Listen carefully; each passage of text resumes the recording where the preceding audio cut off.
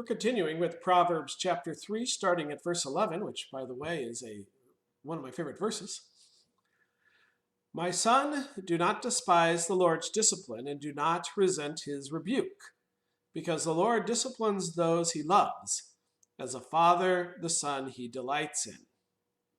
Now, obviously, God did discipline Jesus on the cross, but not for the reason that this verse is giving. Just one of those things we should be reminded of. We are in a world where we have chosen to rebel against God, and because of that, there's sin, and sin has consequences. And until Christ comes again and annihilates all those consequences, we're still going to experience some of the problems that sin causes. So my son, Seth, at one point when he was young, ran toward the street and toward cars. I grabbed him and gave him a good spanking. Now, the reason I did that was because I loved him. I didn't want him running toward cars. The result of him getting hit by a car would have been a really bad thing. So I disciplined him, and I disciplined him in a way I hoped was memorable, and intentionally so. Well, God is much smarter than I am, and God realizes there are many dangers in this world, and there are many opportunities in this world. And because he loves us, he prepares us against those dangers and for those opportunities. And often this seems like a bad thing because the results of sin are bad things: pain, suffering, death. But we know that this discipline produces fine results. And so instead of getting angry when we're rebuked by God, we should look at it as a chance to learn.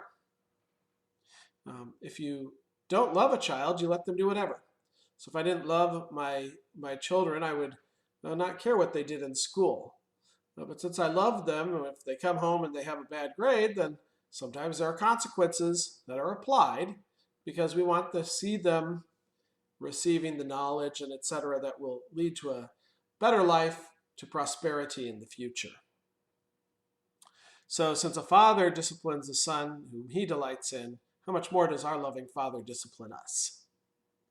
We come to 13. Blessed is the man who finds wisdom, the man who gains understanding. Okay, the theme of this book of Proverbs has come back again in 13. It's come back to wisdom, and it's going to talk about wisdom again in a personified way. So we're back to its main theme. So here are the characteristics of wisdom. For she is more profitable than silver and yields better returns than gold. She is more precious than rubies. Nothing you desire can compare with her. Okay? If you have wisdom, certainly those other things can come. We're in a knowledge society, a knowledge-based economy.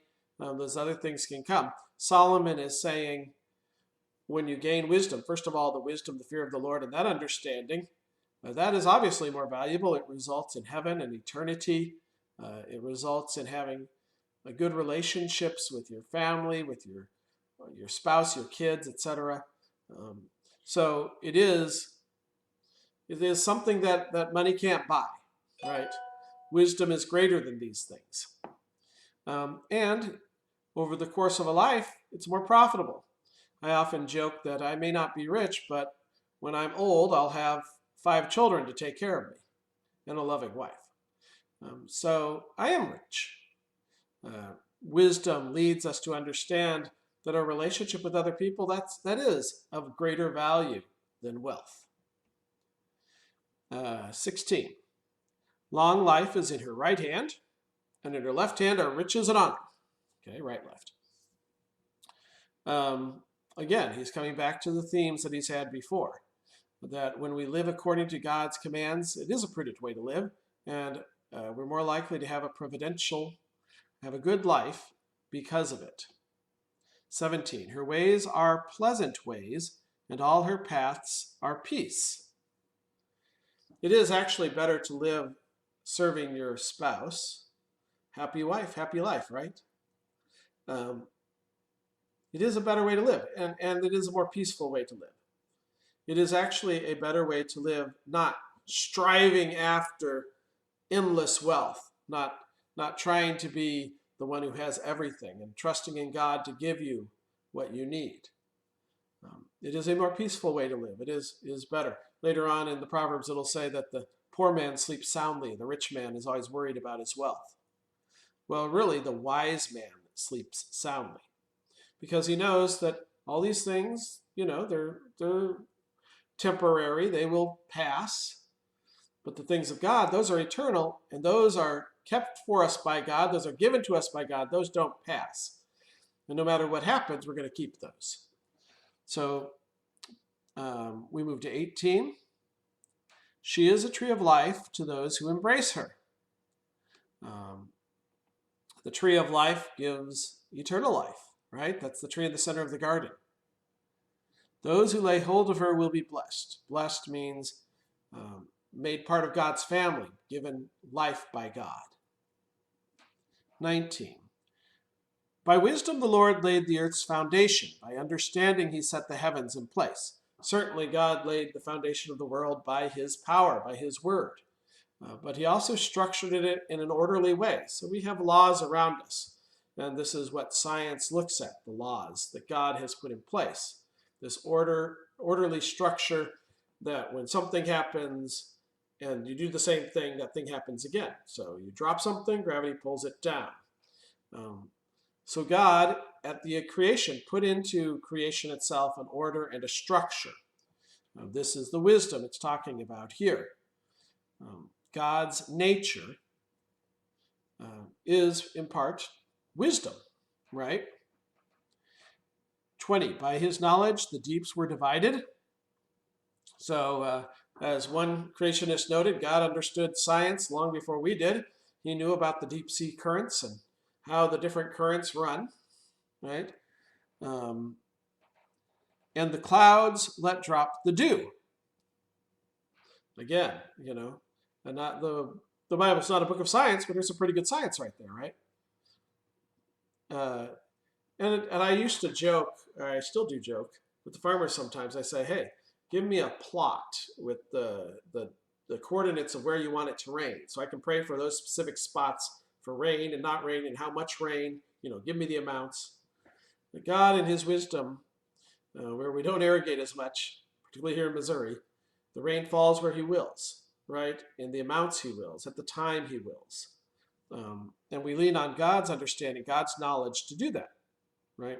It's a fairly orderly thing, and so we make predictions in our planting, etc., knowing that in the past this has happened, so we think in the future this will happen. But we depend upon the wisdom and the knowledge of God, which is far better than ours, to provide for the water. 21. My son, preserve sound judgment and discernment.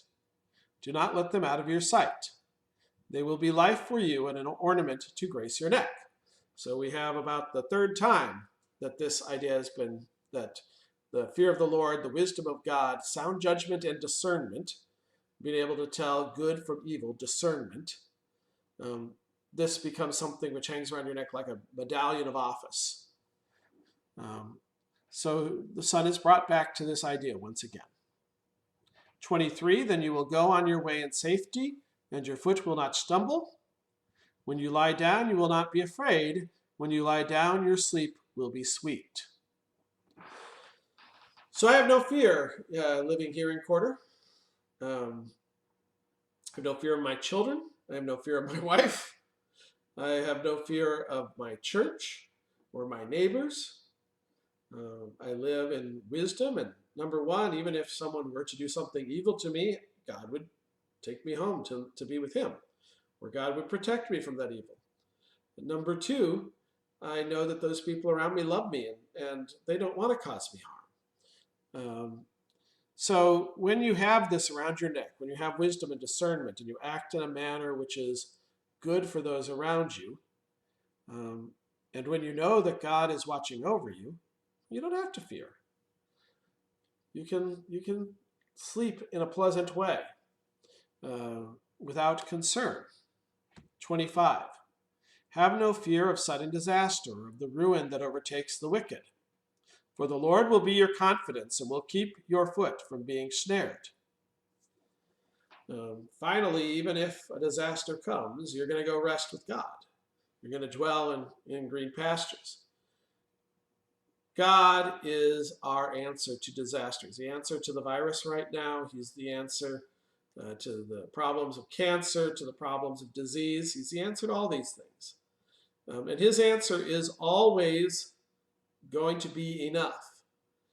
Now, we may go through trouble and pain and sorrow, hunger, etc., etc.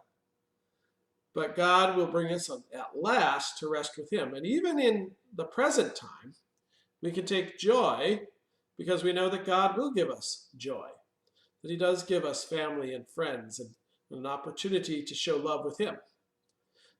So we come to this idea here that if we have wisdom, if we know about God, if we're receiving the discernment, then we don't have to fear. We can live in joy, and no matter the situation,